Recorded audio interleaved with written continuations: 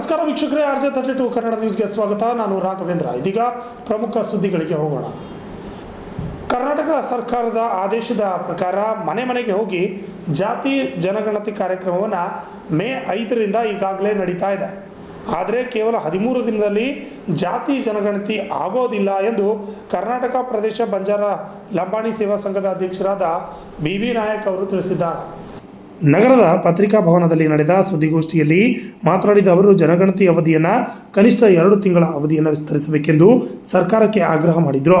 ಅಲ್ಲದೆ ಲಿಂಗಸೂರು ತಾಲೂಕಿನ ಯಗನಪುರ ತಾಂಡದಲ್ಲಿ ಗಣತಿದಾರರಾದ ಶಿಕ್ಷಕ ಲಂಬಾಣಿ ಸಮುದಾಯದ ಕಾಲಂನಲ್ಲಿ ಲಂಬಾಣಿ ಬರೆಯುವುದನ್ನು ಬಿಟ್ಟು ಹಾದಿ ಆಂಧ್ರ ಎಂದು ಭರ್ತಿ ಮಾಡಿ ದಿಕ್ಕು ತಪ್ಪಿಸುವ ಕೆಲಸ ಮಾಡಿದ್ದಾರೆ ಎಂದರು. Bureau report, RJ32 Kannada news, Kalaburagi. ನಾನು BB ನಾಯಕ್, ಕಲಬುರಗಿ ಜಿಲ್ಲಾ ಬಂಜಾರ ಸೇವಾ ಸಂಘದ ಅಧ್ಯಕ್ಷರು. ನನ್ನ ಜೊತೆಯಲ್ಲಿ ರಾಮಚಂದ್ರ ಜಾಧವ್, ರಾಜ್ಯ ಕಾರ್ಯಕಾರಿಣಿ ಸದಸ್ಯರು, ಮತ್ತು ಮಾನ್ಸಿ ಚೌಹಾಣ್ RMC ಕಾರ್ಯಾಧ್ಯಕ್ಷರು, ಉಪಾಧ್ಯಕ್ಷರಾದ ಆನಂದ್ ಚೌಹಾಣ್ ಚಿಂಚೋಳಿಯವರು, ಹಾಗೂ ಖಜಾಂಚಿಯಾದ ನಮ್ಮ ಯಾದಪ್ಪ ರಾಠೋಡ್, ಸಹಕಾರ್ಯದರ್ಶಿಯಾದ ಧರಂಪಾಲ್ ಜಾಧವ್ ಮತ್ತು ಕಾರ್ಯದರ್ಶಿಯಾದ ತುಕಾರಾಮ್ ರಾಠೋಡ್ ಅವರು ನಮ್ಮ ಜೊತೆಗಿದ್ದಾರೆ ಸರ್. ಅವರು ಜಾತಿ ಗಣತಿಯ ಬಗ್ಗೆ ಮನೆ ಮನೆಗೆ ಹೋಗಿ ಸಮೀಕ್ಷೆ ಮಾಡಬೇಕಂತ ಒಂದು ಪ್ರಸ್ತಾವನೆ ಸರ್ಕಾರಕ್ಕೆ ಒಪ್ಪಿಸಿದ್ರು. ಅದರ ಪ್ರಕಾರ ಸರ್ಕಾರವು ಒಂದು ಆದೇಶ ಹೊರಡಿಸಿತ್ತು, ಮನೆ ಮನೆಗೆ ಹೋಗಿ ಮಾಡಬೇಕಂತ. ಅವಧಿ ಎಷ್ಟು ಕೊಡ್ತಾರೆ ಸರ್? 5 ತಾರೀಕಿನಿಂದ 17 ತಾರೀಕುವರೆಗೆ, ಟೋಟಲ್ 13 ದಿವಸ. 13 ದಿವಸದಲ್ಲಿ ಇಡೀ ಕರ್ನಾಟಕದ 101 ಜಾತಿ ತಾಂಡಗಳು ಆಗಬೇಕಂದ್ರೆ ಭಾರಿ ಕಷ್ಟ ಇದೆ. ಯಾಕಂದರೆ ಒಂದು ಮನೆಗೆ ಕನಿಷ್ಠ 1 ತಾಸು ಬೇಕೇ ಬೇಕು ಸರ್ಕಾರ ಕೇಳಿದ ಮಾಹಿತಿಯನ್ನು ಭರ್ತಿ ಮಾಡಲಿಕ್ಕೆ. ಮತ್ತು ಮೇಲಾಗಿ ಅದರೊಳಗೆ ಸರ್ವರ್ ಇಲ್ಲ. ಕೆಲಸ ಮಾಡಬೇಕಾಗದ್ ಬಿಟ್ಟು ಜನರಿಗೆ ಮೋಸ ಮಾಡ್ತಾನಂದರೆ ಇಂಥ ಶಿಕ್ಷಕರಿಗೆ ಸರ್ಕಾರ ಸೇವೆಯಿಂದ ವಜಾ ಮಾಡಬೇಕು.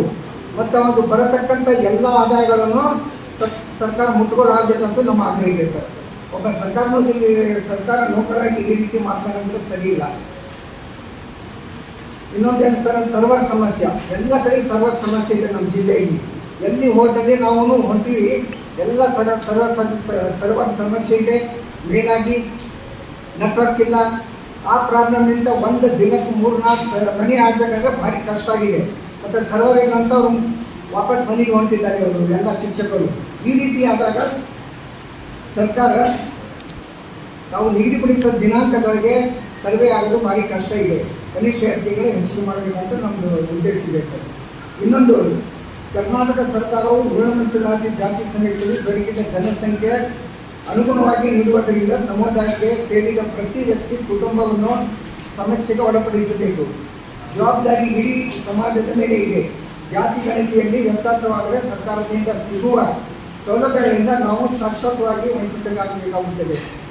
ಇದರ ಪರಿಣಾಮದಿಂದ ನಮ್ಮ ಸಮುದಾಯದ ಮುಂದಿನ ಪೀಳಿಗೆ ಶತಮಾನಗಳವರೆಗೆ ನಷ್ಟ ಅನುಭವಿಸಬೇಕಾಗುತ್ತದೆ. ಸಮುದಾಯದ ಸಾಕಷ್ಟು ಜನ ಹೊಟ್ಟೆಪಾಡಿಗೆ ಗುಳೆ ಹೋಗಿದ್ದು ಇದೆ ಸರ್. ಇದನ್ನು ಸರ್ಕಾರ ಗಮನ ಹರಿಸಬೇಕು. ಅವ್ರಿಗೆ ಯಾವ ರೀತಿ ಸರ್ವೆ ಮಾಡಬೇಕು, ಏನಿಲ್ಲ ಎಂಬುದು. ಸಮೀಕ್ಷೆಯಲ್ಲಿ 101 ಜಾತಿ ಇದ್ದು ಯಾರಿಗೂ ಅನ್ಯಾಯ ಆಗದಂತೆ ನೋಡಿಕೊಳ್ಬೇಕಂತ ನಮ್ಮ ಉದ್ದೇಶ. ಗಣತಿ ಮಾಡುವ ಗಣತಿದಾರರು, ಸರ್ಕಾರಿ ಶಿಕ್ಷಕರು ತಮ್ಮ ಕರ್ತವ್ಯವನ್ನು ಯಾವುದೇ ಭೇದ ಭಾವ ಮಾಡದೆ ನಿಷ್ಠಾವಂತವಾಗಿ ಕೆಲಸ ಮಾಡಿ.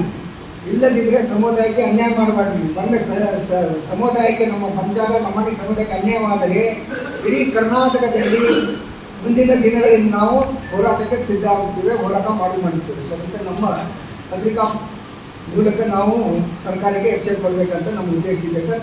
ತಾವು ಇದನ್ನು ತಮ್ಮ ಪತ್ರಿಕೆ ಮೂಲಕ ಹೆಚ್ಚಿನ ಇದರೊಳಗೆ ಪ್ರಚಾರ ಮಾಡಬೇಕಂತ ನಮ್ಮ ವಿನಂತಿ ಸರ್.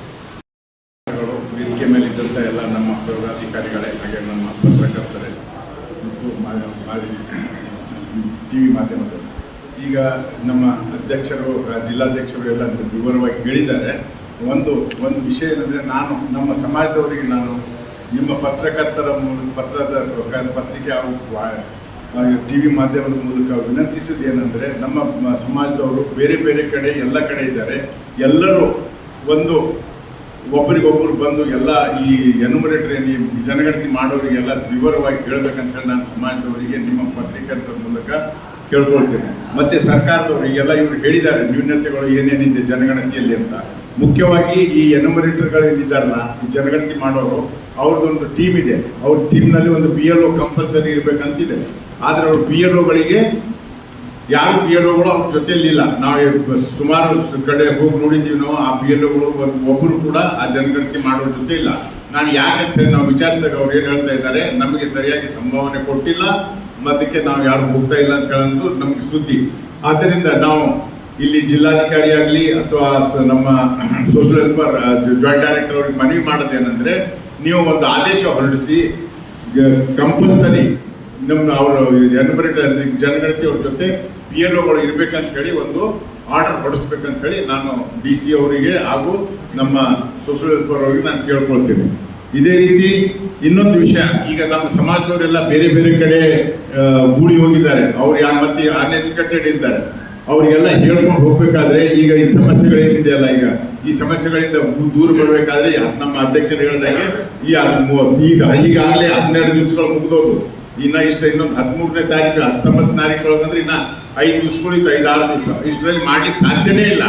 ಆದ್ದರಿಂದ ನಾವು ಸರ್ಕಾರಕ್ಕೆ ಆಗ್ರಹ ಹಾಗೂ ವಿನಂತಿ ಮಾಡ್ಕೊಳ್ಳೋದೇನೆಂದ್ರೆ, ನಾಗಮೋಹನ್ ದಾಸ್ ಅವರಿಗೂ ಕೂಡ ವಿನಂತಿ ಮಾಡ್ಕೊಳ್ಳೋದೇನೆಂದ್ರೆ, ಈ ಸಮಯವನ್ನು ಇನ್ನೊಂದು 2 ತಿಂಗಳ ಮುಂದೆ ಹೋಗಿಸ್ಬೇಕು. ಮತ್ತೆ ಎಲ್ಲ ಈ ಗಣತಿದಾರರಿಗೆ ಸರಿಯಾದ ಟ್ರೈನಿಂಗ್ ಕೊಡಬೇಕು. ಯಾಕಂದ್ರೆ ಕೆಲವೊಬ್ಬರು ಈ ಜನಗಣತಿಯಲ್ಲಿ ಹಿರಿಯರಿದ್ದಾರೆ, ಅಬೌವ್ 55 ಅವ್ರಿಗೇನಾಗುತ್ತೆ, ಅವರಿಗೆ ಇದು ನಮ್ಮ ಮೊಬೈಲ್ ಸಿಸ್ಟಮ್ ಆಪರೇಟ್ ಮಾಡ್ಲಿಕ್ಕೆ ಬರೋದಿಲ್ಲ ಅವರಿಗೆ. ಅವ್ರು ಮತ್ತೆ ಬೇರೆಯವ್ರ ಸಹಾಯ ತಗೋಬೇಕು. ಆದ್ದರಿಂದ ಅವರಿಗೆ ಆದಷ್ಟು 50 ವರ್ಷದ ಒಳಗಡೆ ಇದ್ದವರಿಗೆ ನಿಯೋಜನೆ ಮಾಡಬೇಕು ಮತ್ತು ಸರಿಯಾದ ಇನ್ನೊಮ್ಮೆ ಅವರಿಗೆ ಟ್ರೈನಿಂಗ್ ಕೊಡ್ಬೇಕಂತೇಳಿ ನಾನು ನಿಮ್ಮ ಪತ್ರಿಕಾ ಮಾಧ್ಯಮದ ಮೂಲಕ DC ಅವರಿಗೆ ಮತ್ತು ನಾಗಮೋಹನ್ ದಾಸ್ ಅವರಿಗೆ ನಾವು ವಿನಂತಿ ಮಾಡಿಕೊಳ್ತೇವೆ. ನೀವೆಲ್ಲ ಬಂದಿದ್ದಕ್ಕೆ ನಿಮ್ಮೆಲ್ಲ ಧನ್ಯವಾದಗಳು. ನಮಸ್ಕಾರ.